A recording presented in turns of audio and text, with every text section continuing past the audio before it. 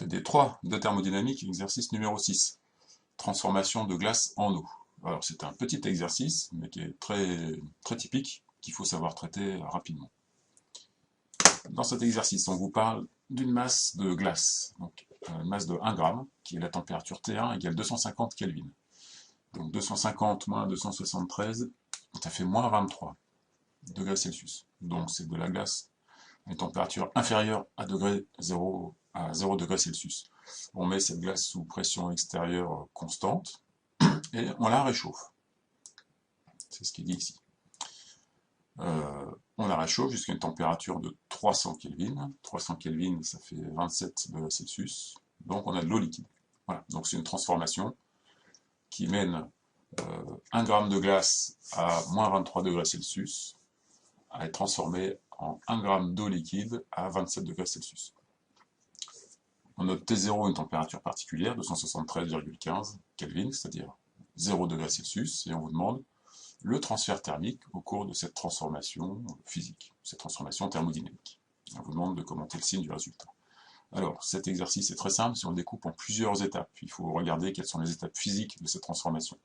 Bon, je vais vous faire un petit dessin approximatif, j'ai toujours pas reçu mon crayon, donc à la souris. Alors, initialement, vous avez un bécher qui contient des glaçons. Voilà, ça, c'est des glaçons. Hop, voilà. Des glaçons, donc ils sont, on a dit, à moins 23 degrés Celsius. Donc la première transformation consiste à réchauffer cette glace, sans changement d'état. À pression constante, la glace, donc là ce sont toujours les mêmes glaçons, voilà, les mêmes glaçons, mais à la température 0 degrés Celsius. Donc cette transformation, il s'agit simplement d'un échauffement d'une phase solide. Échauffement d'un solide. Si on connaît la capacité thermique massique de ce solide, si on connaît la masse de ce solide, si on connaît les variations de température, on trouve sans problème le transfert thermique. Parce qu'on sait que pour les solides, le changement, la variation de volume est totalement négligeable, ce qui fait que le premier principe s'écrit delta U égale W plus Q, mais comme il n'y a pas de variation de volume, il n'y a pas de travail changé. Donc delta U égale Q. Donc le transfert thermique se ramène simplement au calcul de delta U, et pour une phase condensée, delta U, on peut l'écrire MC delta T. Voilà. Donc M c'est 1 g, petit c ici, c'est la capacité thermique massique de la glace, on la connaît, donc delta T c'est 0, moins 23. Delta final, moins delta initial. Donc on a le Q pour cette première transformation. Ensuite, le changement d'état. Donc à pression constante et à température constante, donc à 0 degré, nos morceaux de glace se transforment en eau liquide, toujours à 0 degré. Le transfert thermique ici, il est très simple, c'est une transformation isobare. On sait que c'est l'enthalpie massique de fusion de la glace, ce terme-là, qui est pertinent.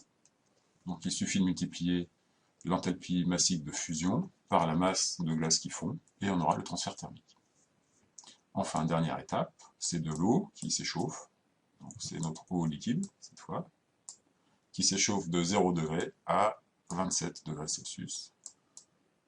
À nouveau, pas de changement de volume, donc d'après le premier principe, Q est égal à MC delta T.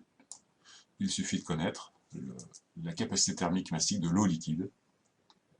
C'est le cas, on la connaît, elle est donnée ici, et il suffit de faire MCO delta T. Voilà, le bilan de tout ça. Donc première étape, on chauffe de la glace. Deuxième étape, le changement d'état. Troisième étape, on chauffe le liquide. Donc Q est égal à la somme des Q calculés pour chacune de ces trois étapes. Donc MC glace delta T, donc de T1 à T0, donc T0 moins T1. Ensuite le changement d'état à T0, c'est la fusion. Et ensuite l'échauffement de l'eau de T0 à T2, donc MCO delta T cette fois. On trouve 496 joules, c'est positif, et évidemment, la glace froide doit recevoir de la chaleur pour se transformer en eau chaude, ou en eau tiède tout du moins.